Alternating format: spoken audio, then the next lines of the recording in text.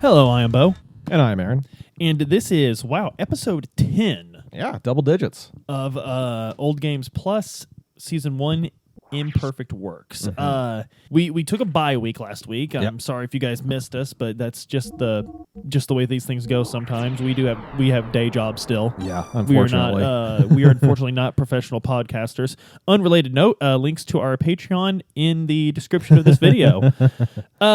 So we're actually, I don't know if you guys have been keeping up with Don Ram, but Aaron is doing some awesome solo videos. And I am, why are you laughing? I'm giving you a compliment. I don't take compliments well. So, as Adam and I were discussing the other night, Aaron's really playing power forward for us right now. So he's doing some awesome videos outside of his work with me. We're still going to do Imperfect Works and Old Games Plus in general. We need to start playing in our next game, actually. Yeah, I know. Yeah, because we're not really near the end of Xenogears, but we're still making some heavy headway into it. So that we're still going to go forward with that because I think we're both doing a fantastic job doing that. But Aes Ages, we're actually going to chill out on for a little bit because I think I was sucking real bad on them. I was just not showing up for them. I feel like I was so into Golden Axe. Yeah, that it just petered out after Golden Axe. Yeah, for you me. had like a what is it, like a endorphin withdrawal kind of thing? Yeah, so. Thank you for supporting that. It will come back. We just don't feel like it's the right time to keep pursuing it. We want to focus on this, and Aaron, of course, doing his side videos, and Aaron's doing a lot of the marvelous editing that you folks are seeing in your videos right now. So, without further ado, Old Games Plus, as we've explained before, we look at a game we played in our childhood, discuss how we perceived it as kids. We revisit as adults, and we discuss what we thought of it brand new as adults. And how we realized it affected us growing up. There was no other game to do other than Xenogears to start off. Yeah. There was no other game to do. So we joined Bart being uncharacteristically remorseful about this. He's very... It's very out of character almost. If this game were made with modern graphics, we would be seeing him bow profusely. Yeah, definitely. So yeah, he's definitely taking it hard that he shot down his best friend again. So he keeps calling Rico Big Friend. And the way he does that, it's so funny. In one of the really odd, funny moments that they don't really prep you for in this game, Rico jumps and screams, and it cuts to black. Yeah, because Rico finds out that Bart was the one that shot him down, and he just gets so unreasonably angry over it. It's so good. It's so funny. So that cut actually leads us back to Faye and Ellie, and Faye is Faye has made up a mission for himself. Yes, he is a man on a mission. Finally, everything else has fallen apart. He's at the end of his rope. He's on a hunk of metal in the middle of the ocean. Yeah. No land in sight. Literally drifting. He has decided to catch this fish. Ellie is downstairs doing something sensible because quite often, in moments of stress, quite often, men will choose to do something very foolish to keep ourselves together because we're children perpetually until the day we die. And women will be doing something sensible like going down and checking how much food they have left or see what food is actually edible because Faye did say they had about 2 days of food. Ellie is most likely below decks being like, how much of it is actually going to be worth it? And did he do his math right? And on top of that, Ellie's an actual trained military officer. She's definitely gone through survival training. Absolutely. Between her and Faye, only she's going to know how to actually ration anything. Ellie is... and that's something they don't actually explore a lot in the game, but it's implied if you read between the lines, and that is that Ellie knows what she's doing. She's a commander in the military. Yeah. Faye is this starstruck he's a country village bumpkin. boy. Yeah. So anyway, Ellie finds the gears down there. She tells Faye that the fish is gross, and because of again graphical limitations, we don't know, does the fish look gross? Yeah. Is this a bad part of the ocean? Like where we grew up, we know you don't eat fish that you catch out of the Ohio River. Yes. Yeah. And that's not an opinion. That is just a fact. Like you never meet the nastiest river rat, redneck mofo will not eat a fish out of the Ohio River. I mean, because it's literal poison for us. Well, and you got to think, we're downriver from Pittsburgh. We're downriver from Louisville. We're downriver from Cincinnati. All that. By the time the Ohio River gets to us, it looks pretty far away. Yes. the closer you get to, it doesn't stink, thank God. No. Luckily enough, it flows fast enough to where it doesn't. It's a very fast flow. It's a very fast flowing river. It really is. I mean, if you're right on top of it, you get that like, I don't know, like dirty water smell. Yeah, but you're going to get that out of any river in the world. But you don't get that like. You don't get like sewage smell or like chemical smell or anything like that. Right. Yeah. It's probably not like how I imagine the LA River smells or something when it's running. Yeah, I know. Yeah. Like when they actually have water in the canal. They typically have to drain it out to have their motorcycle chase scenes. Sounds about right. The T2. Funny fact about T2, I've discussed this with several people. No one can refute me on this. Every action movie in the 90s was trying to be T2. Yeah. All of them were chasing that high that T2 had. And you know what? You're not going to get there because T2 was amazing. For you youngsters, I'm talking about Terminator 2 Judgment Day. Yes. It's one of the most incredible movies ever filmed. It was a tour de force. And I remember another dating thing involving T2. I distinctly remember watching like our local news, Channel 7, whatever, doing an article about this newfangled thing coming out called digital video discs. Yes, and Terminator 2 is going to be one of the first ones to go on it. Terminator 2 was one of the first DVDs ever. Yeah. Did you have the T2 DVD with the? No. Oh my gosh! I wanted it forever. I can't believe you didn't have that. I know. That. It's such a thing I would have. Yes. I made up for it though because now I actually have a die-cast stamped Terminator head. On one of my shelves. Nice. So, I made up for it. So when I was younger, I didn't really understand that. I thought it was just a funny thing that Faye was trying to get the fish. Yeah. As an adult, I understand he's.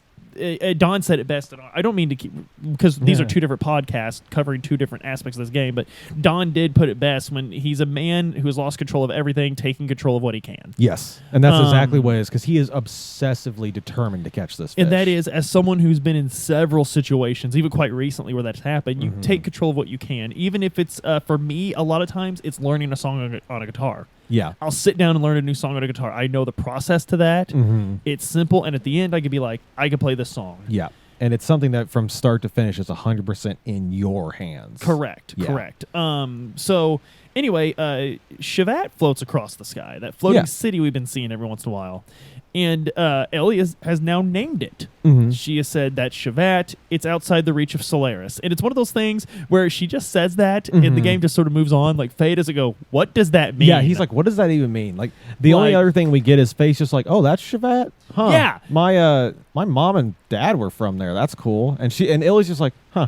Like, that's it. All of that should have been bigger. Like, all of that should have been a moment for them to be like, please elaborate on what you're saying. It's so funny because, like as we'll kind of learn as the game progresses, the idea of meeting someone on the surface and having them be from Shavat is just as crazy as meeting someone on the surface who's from Solaris. Right. And Illy does not care. Right.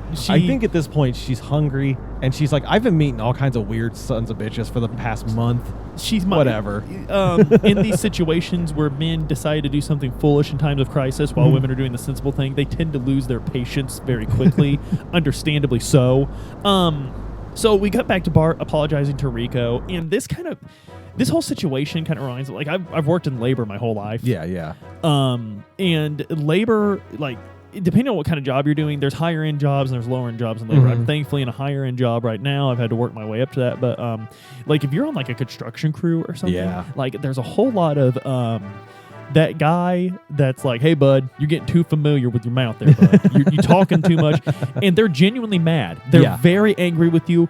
But in their way, you have to understand it. In their way, they're warning you of that. Yeah. So I've thankfully never been beat up, but especially back before my day, guys would throw hands. Oh yeah, guys would get mad and harm each other physically, and after that, it's all good. Yeah, it's 100% fun. It's barbaric. It's stupid, but it's just the way these things operate. There's just something about having it out. This is kind of happening here. Yeah, Rico is like, hey, you know what? Because Bart's like, hey, you know what? That was my fault. I shot you down. And Rico's like, that's all I wanted to hear. Yeah, he's like it's good. All good. I'm all good. I've already whooped your ass. Yeah. It's done. He's like, I whooped your ass. By the way, you guys are really good with gears. Nice. Hey, you know what? Like these are yours? Yeah, man. And he starts calling Bart boss. Yeah, he's like, I want to work for you now. And Bart's like, what? And he's like, what are we doing now, boss? So Bart's taking care of the easy part. Yeah. Now he's got to go talk to Citan. Now he's gonna... And Citan, of course, jumps down his throat about shooting them down, jumping the gun, basically. Yeah. He lays into him in that teacher voice, I imagine. Citan, they don't have a moment where they become equals. No. Citan reiterates that he is above. But he wasn't born above. No. That would be crazy to think that he's from No. He's a simple man. Above. He's an old country doc. Just a simple man. They talk about the Yggdrasil 2 because this is actually the Yggdrasil 2. Yeah, the original Yggdrasil was stripped for parts after it got crunched by a mysterious red gear in the desert. This is the Yggdrasil 2, and in another moment where everyone should have dropped their jaw and been like, oh my gosh, what is that? What could that possibly mean?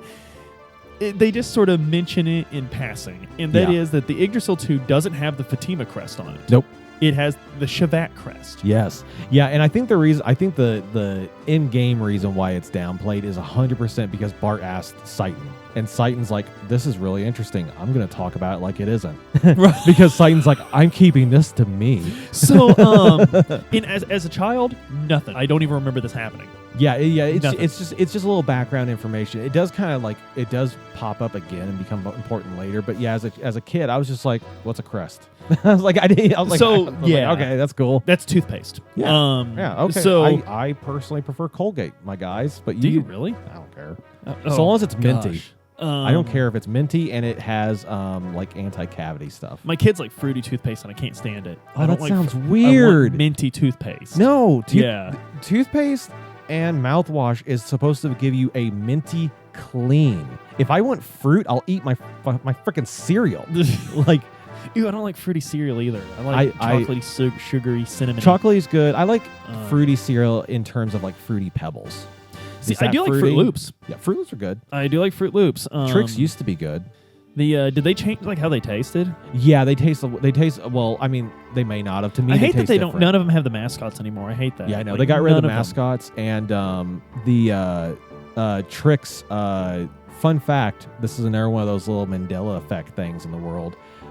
If you go out to the store right now, Beau, and buy yourself a box of Trix and pour it out, it's all circles. They're just little balls. They look like Cocoa Puffs, only fruit colored. They used to be shaped like fruit? Yeah, but Trix are for kids. We're not kids anymore. We lost the shapes, Beau. They took the shapes from us. That is wild. That's hilarious. Yeah, they used to make little shapes and all that crap. Because I distinctly remember the different ones. But now they're just different colored orbs. I did like Trix. I doubt I'll like it now if they changed it, but I did like Trix. It tastes, I don't know. It kind of tastes stale, even fresh. That's the only way I can think to put it. So Bart just sort of the way one does. Yeah. Says, man, I'd like to meet the people who made this. He doesn't actually mean, probably, that, I'm going to find these people. Yeah, he just means, man, when you're walking around, a historic site. Yeah. And you're like, man what it would have been to speak to the people who lived here. Yeah, can you imagine what it would have been like to talk to Michelangelo? How cool would that have been? And Citan very cryptically says, actually, they may be closer to you than you suspect. It's like I don't know if Citan plans out his evil mustache twirling or if he just takes the opportunities as they come. I can never tell. Bart follows up on this. He doesn't just let it move on. Yeah, he actually says, like, what are you talking about? What are you talking about? And Citan says, hey, you know what? I'm worried about Fan Ellie.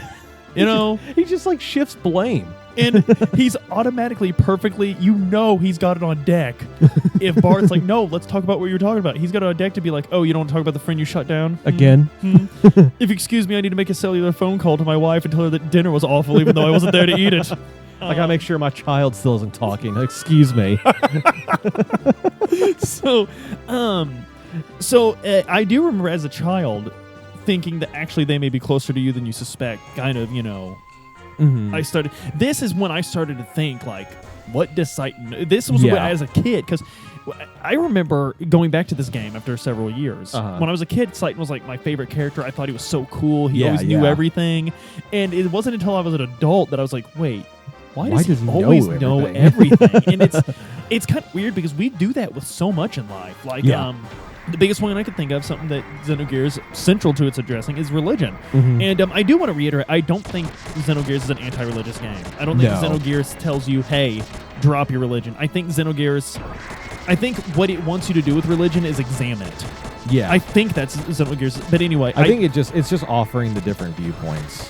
Precisely. Yeah. And saying that if you don't put it through these different viewpoints, do you actually believe it? Yeah. So, but anyway, religion is like that when you're a kid. When you're a kid, you don't question religion. No, you're just told this is what it is, and you do it, and that's it. Now, we do have a large amount of people growing up irreligious. Yeah. Much larger than ever before. Several people I work with, like redneck guys, are like, I don't teach my kids about God. No old country boy would have said that. No. 20 years ago. So No, it was just standard. It's going to be very interesting to see what secularism means in the future. Yeah. When these kids grow up. But anyway, you don't, for me and you, we didn't, that's just what it was. Yeah, I didn't it was always lip service for me looking back on it because my family was never heavily religious, but my mom was like, okay, let's pray to God, for supper, and I'd be like, all right, we're praying to God. Yeah. And it's something you don't question. It's not until you get older. Yeah. That you're like, Yeah, it wasn't until I started hitting junior high that I actually kind of started thinking about it. And then, as the years progressed, I thought more and more and more about it until it just dropped off. And for kids nowadays, I think it's it's various media, but I remember for us, it was largely music. Yes. Music was what introduced us to the idea. I didn't get introduced to the concept of something outside of religion until I got introduced into metal. I think my first instance of being you can be anti-Christian, you could take a stance against Christianity. I think the first instance I ever heard it was paradoxically for our age group, it was not Marilyn Manson. Yeah. My parents didn't let me listen to Marilyn Manson, and it was heavily implied. I never asked why because I didn't care because I didn't like Manson. Yeah. But it was heavily implied that it really wasn't his stances. It was that they just didn't like him and they didn't want to hear him. Yeah. They didn't like his music. I could fully see your dad banning Manson specifically because he thought he sucked. Yes, my dad was, and my dad is very cruel about music. He's one of those music ended in 1978 guys that still clearly listens to things made after that. but he'll still talk about the good old days of Skinner and Zeppelin. So, the first one I can distinctly remember was actually Alice in Chains. Yeah. Man in the Box, when he hits the long note on Jesus Christ, then he says, deny your maker. And I was like, what? Yeah. What? What do you mean, deny? Yeah. What do you mean? I think that was really the first time for me was Alice in Chains. I think Alice in Chains, maybe Tool, was the first time I ever heard anything that made me think, oh, I can actually talk back on this stuff. Yeah. You know what I mean? Actually, one of the things, real quick, we'll get back to Xenogears, I promise. But this is stuff that walked us through this, because the first time I heard Alice in Chains would be right around the time I'm playing Xenogears, because my parents didn't listen to grunge because I was born in '86. Yeah, grunge was after their time. Yeah, that was. My older cousins liked grunge, and I always looked up to them, and I think that's why I love that music to this day. But that's sort of in with Tool. One thing real quick about Tool. One of the things me and my wife have bonded on is that we're both children who grew up through the 90s. Our early childhood to adolescence was spent in the 90s, who neither one of us like Tool. Can't stand Tool. It is, I was going to say, I think you liked a Tool song for literally one day, and then you were over them. I borrowed Undertow from a friend in high school, and I listened to it in my car. Yeah. And I was like, this is the greatest thing ever. And then I listened to it the next day, and I was like, oh my God, I hate this. And I have a policy of going back and trying things over again after so many years have passed. Yeah. So when Tool hit streaming services, I actually listened to their entire library. I listened to it all. I have a long drive to work. It's usually an album. Yeah. And I listen to every album Tool has. Can't stand them. Yeah. Absolutely can't. Anyway. But Jesus needs his whistle. And I just feel like Maynard's one of those guys that he sits down to write deep lyrics. He's like, I'm gonna write this. It's gonna be the deepest thing in the world. Oh, this will be so deep. I think of guys like Chris Cornell from Soundgarden, and I think his is poetry. Yeah, he just writes it, and it is what it is. Close to him, Chester from Linkin Park. Yeah. I think he sat down and wrote, and he was very willing to admit when he looked back on that first album before his death and was like, we were just not a mature band. Yeah. He's like, I'll admit it. I'll admit it, that was not our best work. Mm-hmm. He's like, it's weird, but he's like, at the same time, you got to think the guy that wrote that was a kid. Yeah. You know? So anyway, so now we're cutting back to Faye and Ellie because Titan said Faye and Ellie. Yeah. Yeah. We only get to see the sky at first, but they're having a nice little nighttime chat. Turns out the fish was gross, by the way. Yes. As we learned during this talk, Faye he had to retch his guts up for a little while, and he funnily enough compares it to Doc's cooking. So we know one thing Titan can't do. So to a to a 12, 13-year-old boy playing this game, you really feel like life's starting to move very fast. Uh-huh. And Faye talks about how he feels like all he is doing is drifting, led around by his circumstances. And this was really the point when I was a kid where I was like, okay, this game's talking to me about all this cool stuff about the world. Uh-huh. But now all of a sudden this video game Yeah. is talking to me about myself. And it was a really cool transformative moment as a kid to be sitting there and being like, wow, like, man, because for the first time in your life, you're starting to be like, am I what my parents told me I was? Uh-huh. Am I something different? Am I, like you don't know anything. You're going through puberty. You don't even know, like, and I don't think people talk about this a lot, but when you're going through puberty, you don't even know if you're straight or gay or what. Or anything. You're just, you don't know what you are. Yeah. And it's confusing as hell. Yeah, and you haven't had the chance to form those opinions or ideas. And so that wasn't a 1998 thing. We could clearly see in the world we're living in now that kids are going through that still. Oh, yeah. And they were before. They just weren't as ready to admit it. Yeah. No, it was a matter of openness, not occurrence. And so to see this game, it really kind of choked me up playing this. I can remember this moment clearly playing. This is one of the few moments I remember playing in the game clearly. I had an old, the kind, the TVs that had the VCR in them. Yeah. Same as I had. That tiny little shit was sitting on my dresser. I'm on my bed in the middle of my bedroom with that PlayStation controller in my hand, just looking at this. I think my mom's like hollering that supper's done or something, and like sounds about right. my brother would have been about 7 or so. So he's rambunctious running around, and I'm just sitting here looking at the screen like, oh my god, like what is going on? I'm playing a video game. Yeah. I'm playing a video game. Why am I having feelings? Yes. Yeah. So, I had something similar because my first playthrough, this was one of the first times I really kind of like identified with Faye, you could say. Like, because up until now, I liked Faye, then there are times I didn't like him because I was like, why are we whining? Let's kick somebody's butt in this robot. Yeah. But this was one of the big moments for me during my first playthrough, and still, where I was like, why do I understand what he's saying? Right. Yeah, like, absolutely. I get what he is saying right now. He's talking about how he feels like he's just being dragged along from one thing to the other. He feels like all he wants is to be wanted. Like that's what he thinks he's after, and all of the things he does, good or bad, are to try and get to that goal. And he doesn't feel like it's mattering. Yeah. That's huge. Yeah. That's something I struggle with still. Oh yeah. That's why a movie I was taught about, Logan. I think Logan's the best Marvel movie made in forever because it's a broken old man realizing no matter what I've done, all of this has been meaningless. Yeah. I haven't done shit. Yeah.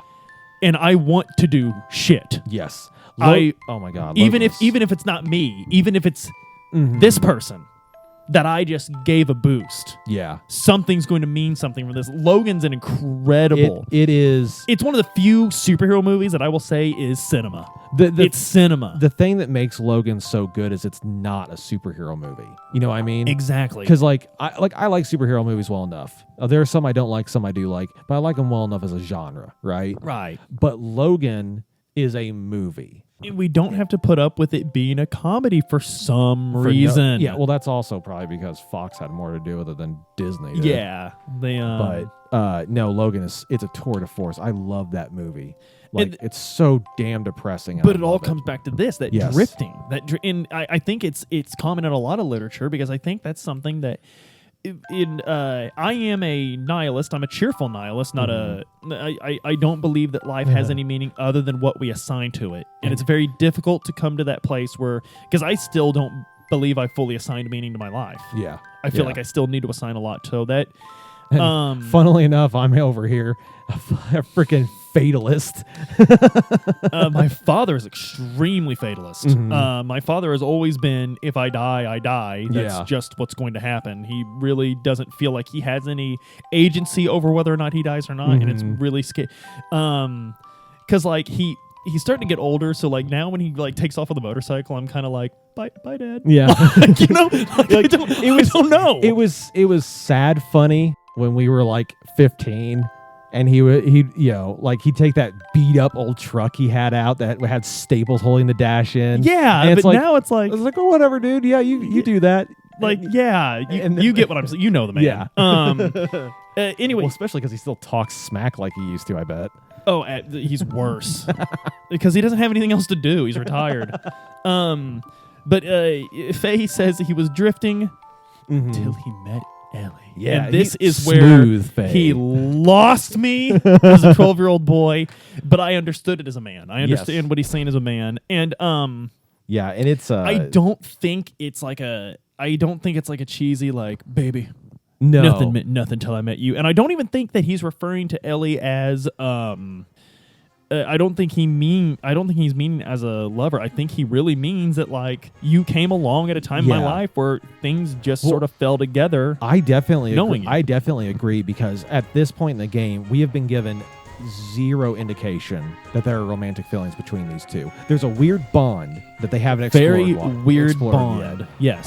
And they have very similar like emotional states and reactions to things, but we're not given any indication that they got the hots for each other. So I totally agree. I think this is a moment where Faye recognizes that meeting Ellie was a defining moment of his life. And the choice he made there created a path, and he's never had something do that. Yes, I think that's what he's saying. And Ellie, it says really some of my favorite dialogue in the game. Yes. I'm not going to try and butcher it, but basically she tells Faye like it's okay not to feel whole. Yeah. Like it's okay to not have it all figured out because that's something that as an adult and on me personally, it's so cheesy to say, but it is true. As a father, it's something you just have to admit, like, and I try to keep an open dialogue with my kids, like, because our parents didn't about this in particular. And I try to tell my kids, like, I don't have it all figured out. Yeah. You know, I don't, like, my son's 12 now. My son's becoming extreme. He's the age I was when I played Xenogears. Yeah. So these conversations, that time, these conversations mean a lot more now because sometimes I have to say, like, son, like, because my parents never had the, like, I'm not infallible talk with me. Yeah. Like, they kind of had the opposite. And I'm not bad-mouthing my parents. I love them. No. But their style of parenting relied heavily on me trusting them implicitly. And they felt they couldn't. It was the older style. They of parenting. felt that, and I don't necessarily. I think there are bad side effects from that they didn't foresee. Yeah. But I don't think there was anything malicious in that. No, definitely style. not. Definitely not. But for me, it's he's at the, like, but now with my daughter, she's like 5. I still need her to trust me implicitly. I still need to be like, believe every word. There's several times where I tell her, I was like, I know what I'm talking about, and I'm like, what the fuck am I talking about? But you have to say it with such confidence. Yes. But so for Ellie to give this speech on how it's okay to not feel whole and stuff, it's a very poignant part of the game. Yeah. And it was starting to lose me when I was a kid because it was a little deep. Yeah. The drifting made a lot of weird sense to me, but this was starting to lose me. Like, how could you not feel? What do you mean you don't feel whole? Yeah. Dumbass. Yeah. Like, what the hell does that even mean? Check yourself. Are all your bits there? Then you're whole. Like, is this like the Phantom Pain? Like when Snake's looking his arm? But yeah. No, yeah, it grounded me as an adult. It really did. And then Ellie admits to Faye the thing Faye's wanted to hear the whole time. She's like, "Look, I'm not going to go back to the military. I'm going now." For all we know, you don't just walk out of Gabler. Yeah, you know, for all we know. But she says it with such confidence that she'll be able to do it. She's like, I'm just going to go find a quiet life at home. And I think it's really important that in 1998 they had a video game where a woman is telling a man, like, school bus is picking up kids. There was a brake pressure let out outside. It scared me. It always makes me think of like a semi. Yeah. And I'm like, why is that right in front of my house? Like I wasn't paying attention. Obviously, I thought it was like glass shattering. I was like, what the fuck? Stone Cold's coming. Listen, you say one more word about Xenogears, I'm gonna come up there and whoop your ass. Jungian psychology, what? Nietzschean philosophy, what? It's all I need is to have him come in here and stun me, like round my day out. But I think it's really cool in 1998 they had this where she's like, look, like it's okay to want to be comforted. Yeah. And for the man to take that advice. Yeah. For the man to be like, you know what, it's all right. Like, because make no mistake about it, one thing that I never realized as a child and I do as an adult, and I'm glad that I saw this as a child, was the power dynamic between these two. Yes. Ellie's the mature one. Yeah. As we discussed earlier, Ellie, she doesn't have it all figured out, but she's better at presenting herself as she does. Yeah. And she takes control of situations better than Faye. Yeah, and she kind of keeps herself under control a little bit better than he does. And I think it's extremely important that she's not just some, oh my, the woman isn't the one running around saying we're going to die. Yeah, yeah. The man is the one that's like, I just don't really know myself, man. And, and again, we don't have voice acting, so for all we know, this could be Ellie just like, they're there. But I doubt it. No, definitely not. And she turns out she has emergency rations, which I guess could have been mentioned earlier. Yeah, but, she's been hanging out with Satan for too long. What's even better about this is she mentions the damn emergency rations as a flashback to their conversation beforehand, because she's talking about the idea of how it's okay to want to be comforted, and she's like, you didn't want to eat those rations earlier, did you? You thought they were gross, didn't you? And Faye's like, and then we get a quick cut scene of him like puking out the fish, and Ellie's like, well, here, you can have these. And Faye's like, oh, cool. And then he's like, oh God, this is like, why is it dry and crumbly? And she's like, you don't like it, do you? And he's like, no, it's great, and like horks it down. Yeah. And Ellie, you almost think she's going to be calling him out, but she's like, look, I should have kept those because that would keep me alive. Like, that's what I should have done there. But it made me happy and it comforted me to watch you eat it for me. So it comes back to there's no such thing as a good deed paradox. Yeah. Because, there's no such thing as never mind. There are good deeds. No such thing as a selfless deed. Yes. Because when you act selflessly, you're still getting something out of it, making you. So. And this is a clear example because Ellie didn't give the rations to Faye because she did want him to eat it to be okay. Yes. But it also it made her feel good to do something for him. And that's 100% fine. Yeah, there's nothing wrong. That's fine because you're still doing the right thing. Yeah. And Ellie actually goes on to say that. She says it's okay to be selfish like that at first. And then that deja vu strikes. Yeah, she has that same deja vu feeling that Faye's had in the past about like back in the forest when he's like, "Don't touch my Ellie," and then he's like, "Why the fuck did I say that?" So Faye and Ellie get rescued by the Thames. The Thames is a big junker carrier out in the middle of the ocean. And Aaron's first bullet point on this is just absolutely on point. On point. If you're following along with this and you played Xenogears before, you're gonna laugh. This is just fantastic. The first bullet point for this section of our podcast is. It's describing the people on the Thames, and it's everyone is drunk or a child. It is literally the town we grew up in. Yeah, it really is. No drunk children, but no drunk children, but everyone that is not a child is indeed drunk. There's even a child. I didn't mention this because it's not worth mentioning, really, but there's actually a child you meet in the beer hall later, and he's like, "Don't worry, I'm not drinking," and that's literally all he says. So, there's some platforming fun in the supply dock if you want goodies. Yeah, you get some you get to play that wretched card game. God. That is absolutely terrible. Because the harder to beat characters freaking cheat. They're using speed hacks. Yes. There's all sorts of good. You could really explore this area. which I also made a good bullet point on. Get to play speed card game. Fuck Queenie. There's a drunk guy in the screw elevator begging you not, because the elevator it's on a screw to where it goes up and down by going up the threads. It threads up or down, so it spins when it does it. So there's a drunk guy on the elevator that begs you not to use it because he's going to throw up, and then if you use it, he screams. He just starts screaming and begging for mercy, basically. Which, by the way, if you're if you're already that sick and you're not even at the hangover stage, this is still the you drinking stage. Like, Buddy. you got to slow it down, bud. I know you're a sailor, Like- but damn, my guy. No, but because the last time I went to a bar, last time we went out with friends, we had a babysitter and we went out with friends. I went to the bathroom of a bar, Mhm. and I'm actually letting myself have a good time. I usually hate those kind of situations, but I'm Yeah. letting myself have a good time. And I walk into the bathroom, my feet go up level with my head, I fall down, and it's not urine, it's someone else's puke. So that's the whole night. I go home. Oh, it's over. The night is over. The night is over, and the whole time, all I'm thinking of is like, you puke in the alley, you puke on the sidewalk. Could you not at least make it to the sink, my guy? Like, you don't puke in the bathroom. Like, I don't Not understand. on the floor. Like, come on. I don't care how drunk I am. If I feel like I'm going to puke and I'm in public, my first idea is not here. Yes. Like, that's my first. And like, Well, you should. At very least, make it to the toilet. If you can't run with the big dog, stay out of the bar, I know. buddy. Like, Anyway. So you meet the captain of the Thames, and this is not Arguably the best character ever. This is not a man, a walrus man, Yes. that's going to puke in the bar, bud. No. This guy This man here. pukes in the Uber on the way home and tells you he's not paying for it or cleaning it up. No. He no, is. I think he would. I think he would. This because you Oh, that's forget, right. You forget. He's a man He of principle. is a man of the sea. So He lives by a code.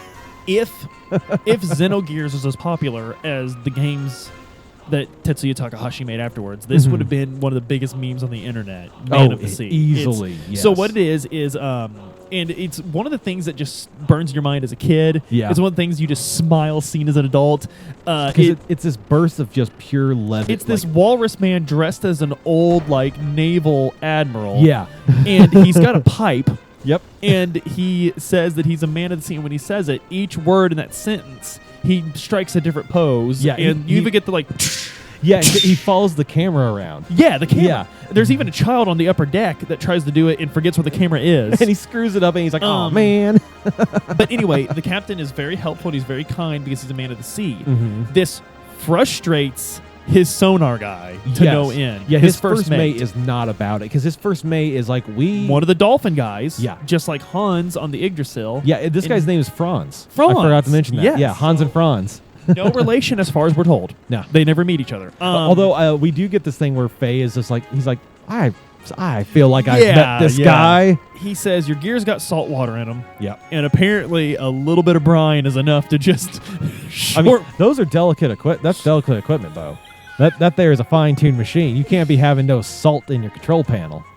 So, I don't know why they wouldn't be. I mean, what happens if you bleed in it though? Like you would think they make at least something waterproof. speaking of saltwater damaging gears, there's some gears traveling through saltwater right now. Yeah.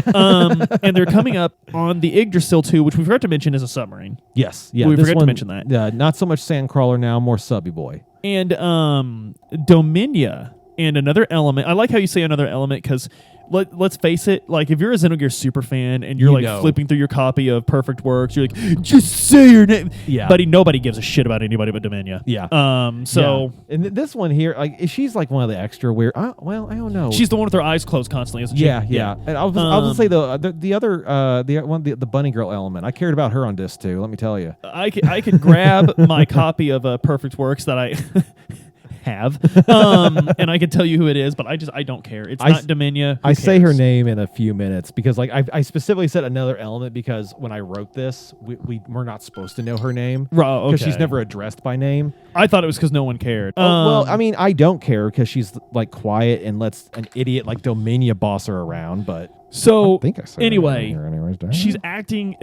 Their conversation reveals that Dominia is acting against orders. Yes, yeah, they're supposed to be searching around on the ocean, not attacking Bart and crew. But she's really trying to impress Ramses. Yeah, These girls love Ramses. I'm not going to mention I this know. crude thing you put in your note, but it's funny. it is funny. But you know what? Donate to the Patreon, and we'll put it on Patreon. There's your Patreon content. There's your Patreon medal. incentive. You can see how insensitive Aaron is. In case that doesn't bleed through in a future podcast. So Ellie is surprised that Faye can eat so much. Yeah, And the captain says, men have courage and appetites. With a capital A when he says it, too. So this is the captain telling us why Goku eats so much and all these other characters, because they're men. They feel the shockwaves from Bart's battle. And this is where, like, I love this because Faye and Ellie just had this great conversation where they're like, you know what? Bonding. You know what, Ellie? I'm going to open up to you. I'm letting my walls down as a man and everything. And Ellie's like, what was that? And Faye's like, oh, it was nothing, stupid. Yeah, like, he is literally like, he's like, I didn't feel anything. Why aren't you eating? So it's completely dismisses her. Like, so it's kind of like when he's out with the girl alone, he's like, baby, everything means the world to me. Then when he's with the boys, he's like, gaslight her to city. Shut up, huh, boys? And it's so good. Hand me another beer. It's so good though. Like, so one thing I did not notice this as a kid. I didn't notice this on the 20 other playthroughs I've done. I've only noticed it on this playthrough so far. Ellie has some of the most underrated commentary in this game. Because, like, in this moment, she's like, what is that? And Faye's like, it's nothing. Why aren't you eating? And then it happens again. She's like, no. I felt that. What was that? Like, and you can sense her tone. Yeah, and yeah. Like earlier when they're in the Goliath and they're getting ready to shot down. You gotta get ready to shot down. Jesus, there's English for you. English 101. When they're getting ready to shot down, eh? When they're getting shot down and everyone's starting to panic, it's so funny because, like, Illy is just in the background basically, and she's like, are we okay? Are we okay?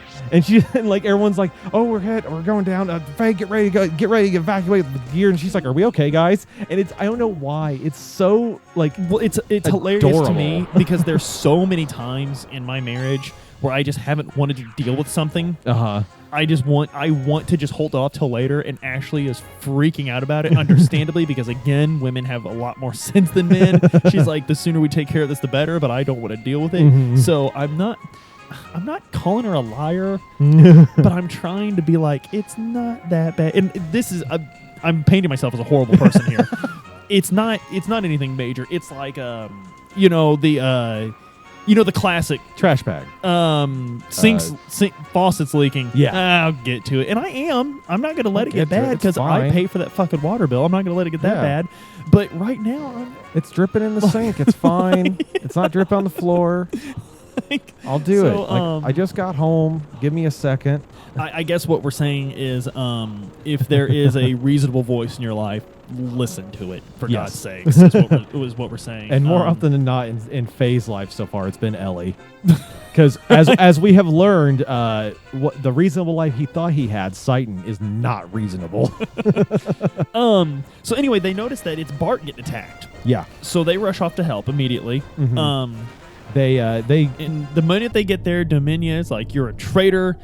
And I forgot that she's gone to the other side for a man. Like, sister, you are hitting below the line. Like, she's bringing that into it. Yeah, she's like, oh, I'm not surprised that you would, or that you would go to the other side for a man.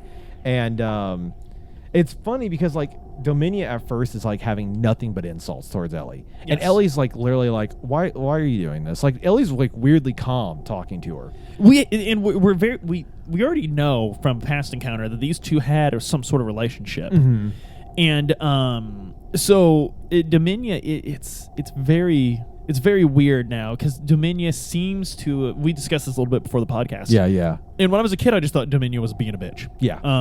As an adult, it's very clear that Dominia has extremely internalized inferiority. Yes, like hardcore. And now she feels that she has proof of someone else's inferiority. Yeah, and she can elevate herself with this. And it's not necessarily that she's strategically doing that. It's just it feels so good. Yeah, and it's a way for her to not feel bad because like, she's got to talk big and bad about Solarians being awesome and the Able leading the lambs, but she's a lamb.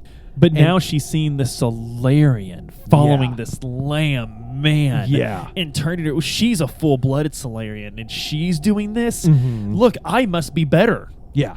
Than that. This proves why Ramses picked I know. And Ramses is right. It's about ability. Ability to kiss ass better.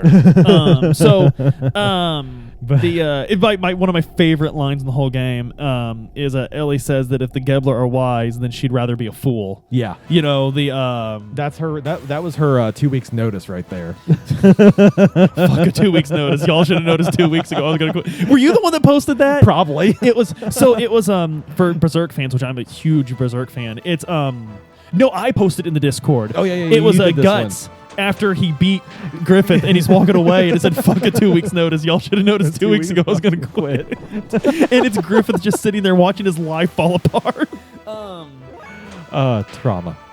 So everyone so yeah, but then Dominia kidnaps Ellie after the battle. Yeah. She does like a little like sneak attack, knocks Ellie out, and takes her.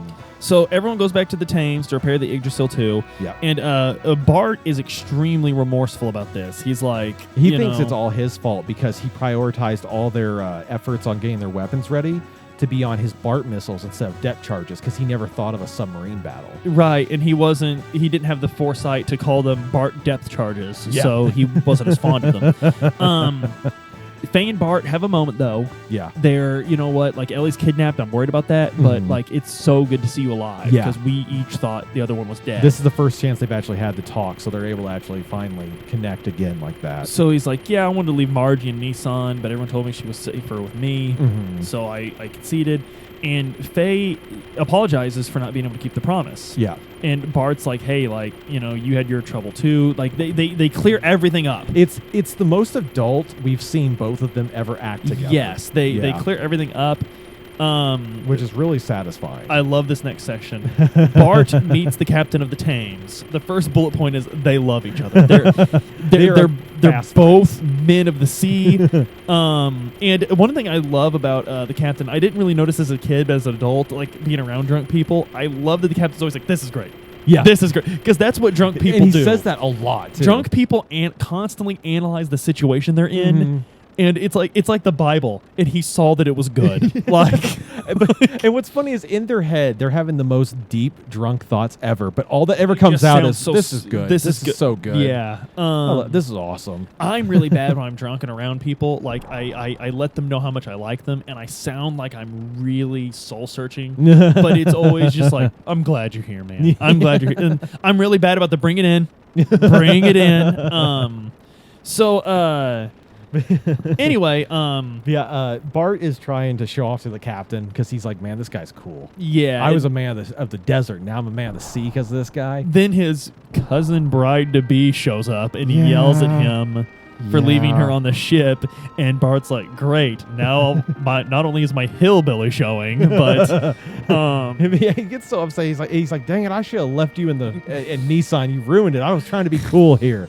And the captain loves it, though. He's like, this is young love. This is beautiful. And on accident, Margie's like, yeah, everything's been going downhill since you shot Faye down. Yeah, and ever since you blew up that ship over the water. You could just see him with the beer in his hand, like, whoop. And Faye is... Like the most Faye is comically heartbroken, and they literally have a moment where Bart's like, "Baby, I didn't mean to," and then he's like, "No, I don't. I'm tired of your excuses, Bart." It's so good because Faye, the whole time he's like, I can't believe this, and Bart's like, Faye, how could I have known?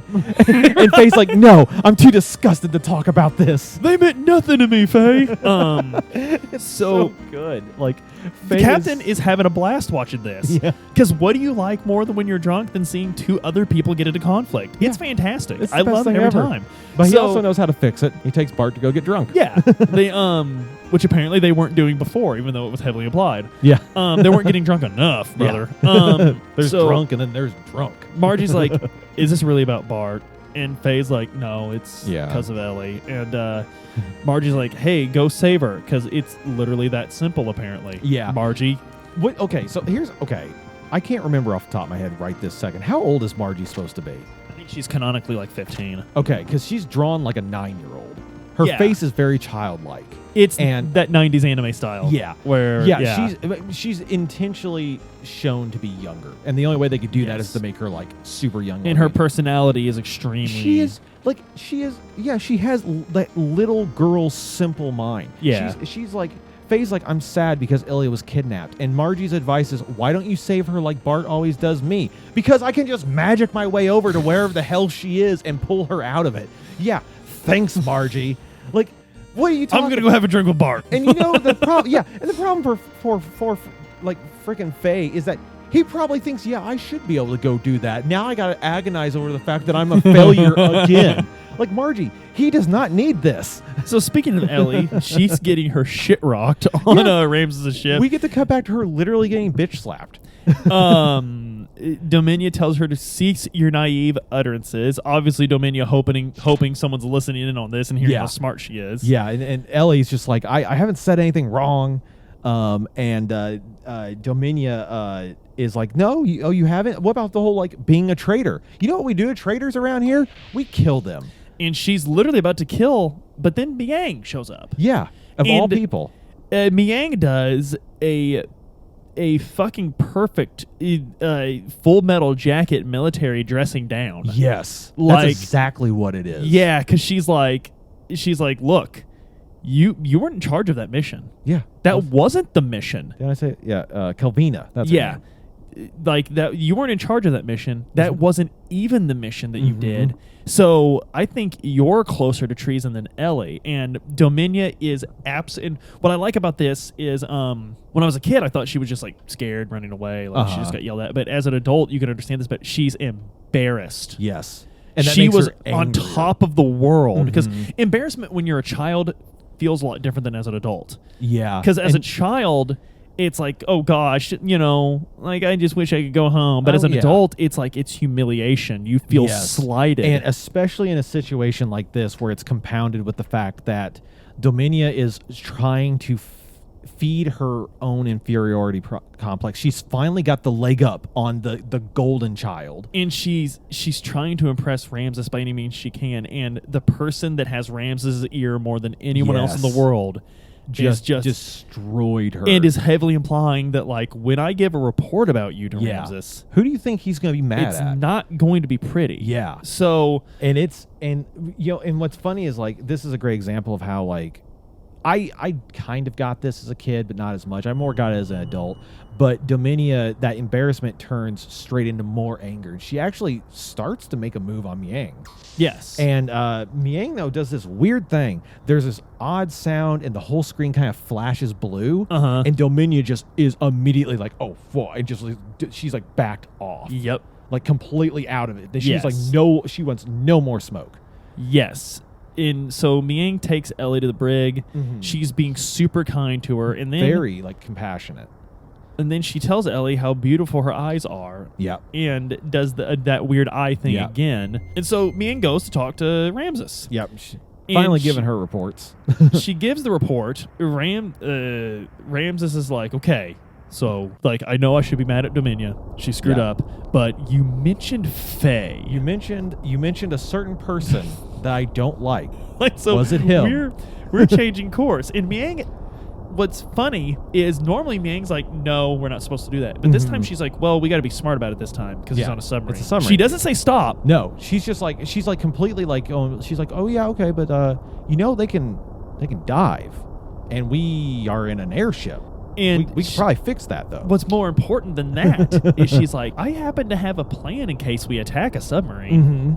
You know, just something I've had on the shelf. She's like, I got this. You know, doggone, I'm glad we have a chance to use this. Yeah. Like, it's cool. I got this, Ramses. Leave it a little old me. And Ramses is like, by the way, Dominia was really mad. Yeah, she was like fuming. What did you do? What happened there? And Miang's like, well, just had to knock her down a peg or two. You know what? She's getting a little above her upbringing, you ask me. Yeah. Like, she pulls a little bit of a sight in here too. She's like, oh, Ramses, these girls work so hard for you. It's fine. I'm the one they should hate. I'll take that part of it. They just work so hard. So not only is Miang meeting in secret, we know that by now it is perfectly clear Ramses does not have a will of his own. No. He has been gaslit and perhaps and directed at every step. And Miang has used every weapon in a human being's arsenal. Sexual manipulation, most likely. I would say guarantee, because we know they sleep together. Maybe even a mother a motherly thing. It's possible. She had Actually, I would say it's guaranteed. Ramses is putty in her hands. Yeah, he doesn't know it either. That's what's really messed up. And she's done it so mad. And the game does it. Even as a child, you could see this. Like she is absolutely in control of Ramses. Yeah. Ramses has no will of his own. Anyway, Ellie just leaves. Yeah, we get a cutscene of her flying away in her gear. No explanation, no nothing. It's like, I guess she escaped? Question mark. So Sigurd is like, "Hey, Faye, where's Bart?" Yeah. And Faye's like, he's probably getting drunk with his new best friend, the captain. Just because I told him I don't like how liquor tastes. And that's where he is. He's drunk and he's telling fishing stories. You know, that sumbitch had to be that had to be a record bass. Had to be a record bass, buddy. Telling old, and then I told him, well, if you feel like you were froggy, son, then you go ahead and hop over here. And then I hit him so hard. Oh yeah, they're just having a good old drunk time. So then I says to the guy, is that truck an electric? Must be a GM. You know they lost my money when they made that announcement. My daddy works the oil fields. But they get interrupted. Faye has time to be like, hey, Sigurd was looking for you. But then they also get told, guess who just showed up? It's our good old friend Ellie. And Faye's like, oh. They're all great. And Ellie is in the Yggdrasil engine room acting weird. And the dog keeps barking at her, and she doesn't seem to mind. No, she and what's weird is Ellie's up until this point has been shown to be a very compassionate human. The engine dude is like, he's like, I'm sorry, man. I don't know why she's barking at you like that. She's never like that. Yeah. And Ellie's just like, oh, it's just a dumb animal that doesn't know any better. Which is just an odd thing for Ellie to say, because she's been shown to be extremely kind to animals, and I think empathetic, and it's just a classic strategy in literature in general, because it holds very true, and that is like, you want to find the asshole, find the guy that's mean to the dog. Yes, that's class, because like even people that are uncomfortable around dogs put on they attempt to be like, oh, and you could tell like, oh, he's just, it's not that he's a bad person. He's just weird around dogs. Yeah, that's maybe fine. He doesn't like big dogs or something. But in fact, one of the first things we see brilliantly, Dio do in JoJo is kick the absolute shit out of Jonathan's dog, his best friend Danny. And it's one of the things where like it's such a cheap but brilliantly effective way of being like, this guy's bad, dislike him. That, and like, especially in stories like that, it's a perfect way of guaranteeing everyone's going to hate this dude, and you're going to want that dude to go down. Right, exactly. Yeah, which wonderful. It must be because we've had 50,000 years of those dudes being our best friends and keeping us alive. It's a very dogs are just extremely easy creatures to sympathize with, which is exactly why in this scene they have a dog barking at her rather than a cat at her. Yeah, the dog knows something's up. A lot less people are going to care if she's like, I hate cats. Yeah, that and if the cat's being weird, it's just a freaking cat. That's what cats do. My cats, 11 years with these two little bitches, they do that shit to me. Yeah, the cats are odd. So anyway, she's like, hey, the first mate wants to talk to you. No, he doesn't. It's a lie, but it's a bold lie, because we know Sigurd, all he wants to do is talk to Bart. So anyway, the engine guy's like, oh, Sigurd wants to talk? Okay, I guess I'll take your word on it. Yeah, a person I've met 2 times. Great. And so she makes the engine overload. Yeah, instantly sends it into like nuclear meltdown, basically. So Faye, Bart, and Citan get there, and as a kid, you could tell she's hypnotized, because her character portrait's even different. Slightly, isn't it? A little bit. Her eyes feel different. Look different. A lot of it's conveyed in her motion, because like she'll like take a couple steps and be shaking her head like she's trying to clear out cobwebs, and then she'll keep doing whatever she's doing. So they get there, and she screams and passes out, as your notes say. Yeah, it's almost like she turns to Faye, and she's like, Faye? And then she screams and passes out. It's almost like whatever it took for her to acknowledge him was it. So Citan, being incredibly Citan, is like, I thought she was acting weird in medbay, so I followed her down here, but doggone it, I was just too slow. This whole time I suspected something was amiss, but unfortunately I was too slow in my attempt to catch up with her. So Bart gets mad at Citan. Yeah, he's like, my ship's almost blowing up. Yeah, he's like, wow, you were too slow. And Citan doesn't react to this. No, he lets it slide. All. And it's Citan is very, because we notice Citan chastises people a lot, but he's very calculated in when he does it. Yes. It's very like, it's, like, oh, this elicited an angry response from you, Bart. Good. Like, I am going to allow this to continue. They Yes, this is perfect for the climate I wish to study. Yes. And he's like, I thought I could trust Ellie, and Citan is like, no, she was hypnotized. Yeah. And as a kid, I was just like, oh, wow, cool. Citan can... Because, again, I thought Citan was a cool guy. Yeah, Like, you just accept it as a kid. You're like, oh, wow, she was hypnotized. But as an adult, it's like, that's the biggest red flag we've got. I know I keep saying this is the biggest red flag we've got about Citan, but it is progressively larger and larger red. This is the flag that was set over the Bastille. Yes, yes. Okay, so let's paint the scene here, okay? You walk up, and someone is laying on the ground unconscious. You kneel down, and you check their pulse. Yep, hypnotism. How does that make sense? Like I said before the podcast, like, yep, this is textbook hypnotism, guys. Right this here. is Whoever did this, good job. So as an adult, this is like, I couldn't believe I didn't even catch it as a kid because it's just so obvious. And no one's questioning how he knows that. Yeah, no. And he's like, we couldn't have stopped her without breaking her brain. So obviously, not only does he know this is hypnotism, but he knows how hypnotism works. Yes. And he's like, you know what? She's got mental scars from this. Yeah. Well, he says that she doesn't. Oh, doesn't? Yeah. No. Yeah. That's right. That's right. I have a typo there. Yeah. Yeah. But he's like, thankfully, she doesn't have any mental scars. Yeah. Thankfully, she's going to be just fine. So this sounds suspicious. Yeah. Like, it sounds like he's covering for her. Yeah. And how does he know? Like it sounds like the insanity. It sounds like a lawyer pleading insanity cases. Like, well, he's obviously crazy. I mean, look in his eyes, Judge. I'll do it again. So anyway, Dominia attacks in her gear. Perfect timing. Yeah.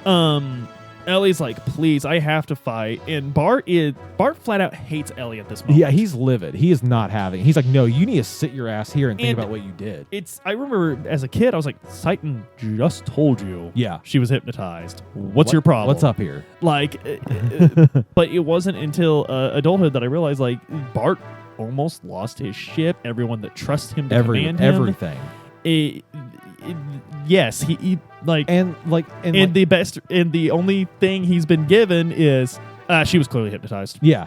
And like up until now, every game we've ever played, like this is one thing that the Xenogears was really big for us, is that up until now, any other game, like, okay, you have your traitor happen, right? Mm-hmm. And then other characters like, oh, they had a spell cast on them, that's why they did it. And the party's like, oh, okay, and you just move on with the story immediately. Right. This is a genuine response. It doesn't matter that she was hypnotized. Bart is struggling to come down from the emotional high because first off, of what just happened. First off, that even if that were true, it's not necessarily a great excuse. Yeah. Second, you haven't given me any proof that she was hypnotized. And even then, let's assume Bart believes him 100%. We have all been angry. Yes. And it doesn't matter how much sense something makes. When you're in the middle of being mad, you can't rationalize it. You've got to just walk away and let him go. But they can't right now because they got to go do a fight. Yeah. And Citan is like, no, Ellie has to fight. Yeah, because Ellie, she wants in bad. And so this is one of the few times in the game where Citan is like, no, this is the way it's going to be. And someone's like, no, I can't just accept that. And Citan's like, oh, I'm sorry. I didn't realize I had a stutter. Did I give you the impression that I cared? And so basically he's like, no, look, if she acts out, I'll take care of it. And Bart's like, how will you take care of it? I was like, oh, well, she's not faster than me. And Bart's like, yeah, that makes sense. Wait, what? So he's just like, he's like, Ellie, if you screw this up, I'll shoot you. Is that okay with you? Bart, is that okay with you? Can we defend the ship now, you children? And so Bart agrees to this. Dominion's a super easy fight. Yeah, because she's in her... We're going to see this gear a couple times. Dominia has a very... I just, in this moment, thought of this. Dominia has entered Team Rocket. From this point on, we're going to see this bitch a lot. And it is never going to be a big deal. Right. So... Although it is a big deal to her, and it's very interesting watching her collapse under it. Yes, and I think that's a purposeful design in the game for that. Ramses and Miang pop up from under the water. Yeah, and they're in this. Ramses is using the same little sub gear that Dominia used earlier. So Ramses is immediately like, "Where's your other gear?" And Faye is like, "He's like, bro, what are you talking about?" Yeah, it's so good. Like every time you come around, You mention all this crap. I don't know. I don't know, Ramses. I don't know. It's so good too, because Faye's literally like, "What the hell are you talking about?" And Ramses is like, "No matter." He's done with it, and Ramses is like not listening to it because he's like, "This is my big showdown with my rival. Yeah, I'm going to ignore that he doesn't know what's going on because I need him to understand what's going on." He knows. He's just lying. He's like, "Don't you lie about this, Faye or whoever you are. You're my arch rival. You know this." And he's like, "I have to beat you, or there's never any light for me." And Faye's like, "You know what? Fine." Yeah, Faye's like, "I don't. You are talking some weird. Like, can we just not?" So you beat the crap out of Ramses. He's like, "You know what? I don't accept this." And he cracks Weltol's cockpit open to drown Faye. Yeah, and successfully drowns him from all we're given. Ellie absolutely goes bonkers. And this is Krillin and Goku Frieza saga. Yes. She unlocks the A-rods and pretty much messes Ramses up so bad he has to leave. And what's important here is I had actually forgotten about this, and Aaron pointed out before we recorded the podcast when we were going over the notes. She's not supposed to be able to do that unless she's on drive. Yeah, that was the whole point to her taking drive, was to unlock that ability. Yeah. And now she's doing it just fine just because... Out of sheer will. Yeah, because her emotional state. Up until this point, Ellie's... And one thing that we haven't talked about this because this isn't the point of the podcast, but Ellie, we're told repeatedly, she has insane ether power, right? Yes. But every time you use her abilities in combat, her ether abilities have a percentage chance to work. Yes. And if they don't, she does like no damage. And she's actually kind of garbage as a character in a way in the fights because her output is random and she'll let you down in the most critical of moments. Yes. And they carried that story element over. Like the only time she's accessed her real power is because of drive. So that's a major thing I didn't notice as a child, but I did notice as an adult, and that is that, like we just talked about with Dominia earlier, Dominia is never going to be a challenge again. No.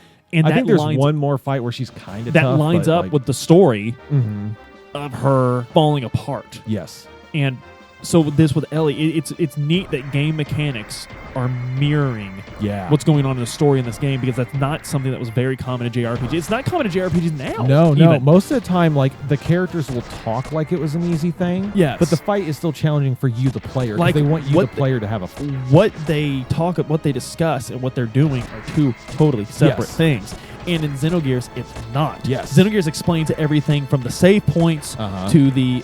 we're going to get a great explanation of ether ability later. Yeah. It's the best explanation of magic in any JRPG, RPG, whatever. Yeah.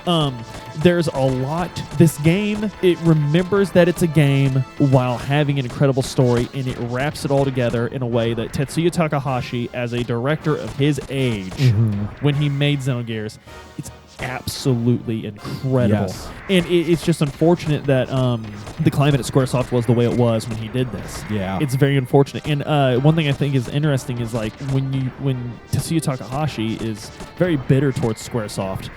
I don't know if he now. I don't know him, but he especially close to the time, he was very bitter about it all. And like Hironobu Sakaguchi, when he talks about it, he's like, when we let the reins off this kid, he just absolutely tore it up. Yeah. Like, he was just so impressed with everything he did, and that's what I really want to believe, that Sakaguchi's hands were tied with Disc 2. Yeah. I really want to believe that it was like... I'm sure they were. I mean, it was either it was tied because of budget limitations or Sakaguchi something. is extremely critical of Squaresoft at that time, because he's like, we had all these great ideas that we couldn't do because of business. He's like, business was like it all, like, he's very much an artist. You could see it in the games he continues to produce. He's very much an artist, and that's one of the things I love about him. In fact, they just recently announced like it's like a $12,000 statue for Final Fantasy VI. It's a Terra on the Magitech armor. Oh, that's cool. It's cool, but it's $12,000. And Christ. like, apparently Sakaguchi was asked about this, and he was like, "Is everything okay over there at Square Enix? Why are they selling $12,000 statues?" He's like, "Are they going to be all right?" And it's funny because Square Enix, to hear them tell the story, no, they're not. They keep whining about making losses on these games, and it's like, well, maybe it's because you didn't advertise. No one knew Guardians of the Galaxy was coming out. Yeah. Like, I didn't know it was coming. Apparently, it's a great game. Yeah, I don't know. I still haven't heard anything about it. Yeah, but it's on Game Pass, bro. Yeah. But anyway, I haven't played it either. I don't want to. Anyway, I got other things more important. Faye's on life support. Yeah. And the Thames doctor, and this is important because the Thames doctor is like, I have no idea why it's this bad. Like, I understand he drowned. Yeah, but it shouldn't be on life be like support. this. Yeah. It should. And this isn't like he's the Thames doctor. He doesn't know. No. It's not a comedic thing. It's a very, very serious moment. This whole moment, from the atmosphere of the music, everything, even the dialogue, the words they chose to use in it, it is very somber because as far as anyone knows, as far as we know, as far as Ellie knows, Faye is dying. And as a child, I remember thinking there is a possibility that the main character of this game could die. I mean, Aerith died. Yeah, and it definitely felt it. And this wasn't even as abrupt as what happened with Aerith. As an adult, I recognized going through it that the game was kind of giving you the message of, hey, like, the adventure is coming to a close. There's a lot more game left. Yeah. We've got a lot of game to cover, but this whole fun buddies on a quest thing, we're going to start winding down on that. Yeah. Now it's not so much going to be an adventure, a happy-go-lucky adventure anymore. This is going to be some serious stuff. So the only hope that Faye has in all the world is the Ethos headquarters hospital. Yeah. But they're probably not going to let you in without an invitation. Yeah, because only the Ethos are allowed in there. Yeah, and so they're like, man, like, be great if we knew some Etones, which are the priests, the warrior priests of the Ethos order. And then someone's like, hey guys, you won't believe it, I saw some Etones up on the upper deck. Yeah, it's crazy. They're just like, oh yeah, actually, now I think about it, I think some of those guys are supposed to be doing an inspection here soon. Because the Thames, we didn't cover this, but the captain mentioned several times that their biggest contract, the thing that keeps the Thames running, is jobs for Ethos. Yep, hunting things out off the seafloor. They're currently on a huge job, the biggest one they've ever had for the. Now this is important. Yep, it's the biggest one they've ever had for the Ethos. But it's different somehow. Something's different. We're not told what, but something. They're a lot more secretive than they even normally are about this job. So that I'm glad that got brought up because that's something that's very important. And so anyway, they're like, you know what? Maybe we could appeal to these Etones are priests. Maybe we could appeal to their better nature, helping their fellow man, and get Faye in there and get them to an Ethos hospital. And I believe that's all we have time for today. Yes, unfortunately, yes. So, guys, as you can see, we're starting to get into we normally kind of blitz through this narrative, and then when something that fits to the theme of the podcast strikes us, we mention that. As you can see, that's happening a lot more. Yes, we're getting into the story meat of this game. Yeah. Things are starting to make a lot more sense. These mysteries are what I like about Xenogears is it doesn't start explaining the mysteries; it starts pushing them in your face harder, still as mysteries. Yes, like for instance, like one I think they're just beautifully doing is who the hell is Miang? Yeah. Who the hell is this person? Why does she have the most powerful man in the Gebler military in her pocket? Yeah. Why does no one see it? And why does she know Gareth? Like, how does she know him? Why? What are they? And another thing is they're clearly working together, but what are they doing? Yeah. What are we have no idea. So that's extremely interesting.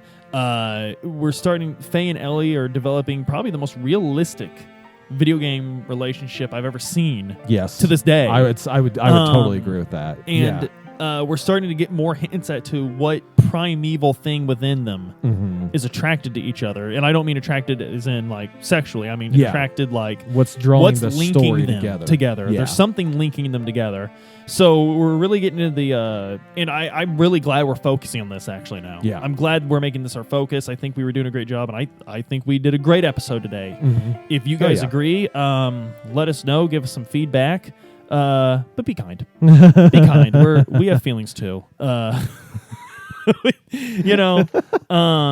We actually did this. We didn't drink a drop this one. I'm out of beer this morning. We had coffee and coffee and gumption. And because we have courage and appetites because of course we're men. So guys, can't wait to see you next week. Hit up those links. Talk at us. Yeah.